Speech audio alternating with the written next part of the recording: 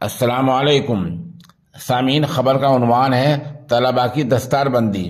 مغربی U P کے ضلع شاملی کے گاؤں خانپور کے مدرسہ عربیہ سبیل السلام کا اجلاس عام منعقد ہوا ہے، جس میں مدرسہ اسلامی عربیہ نصرت الاسلام KD کے محتمم حضرت مولانا وکیل احمد مظاہری کا قرآن کریم کی فضیلت اور حفاظ کرام کے مرتبے کے تعلق سے ماشاءاللہ تفصیلی خطاب ہوا ہے۔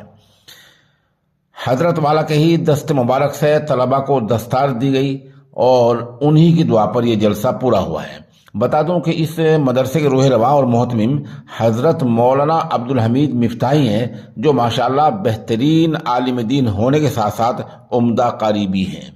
مولانا چند برس پہلے تک اسلامی ممالک میں منصب امامت پر فائز رہے ہیں اور وہیں رہ کر قرائے عرب سے تجوید کے فن کو باقاعدہ سیکھا ہے۔ وہ فنی قاری ہیں۔ اس مدرسے کے ناظم مولانا تاج محمد صاحب ہیں۔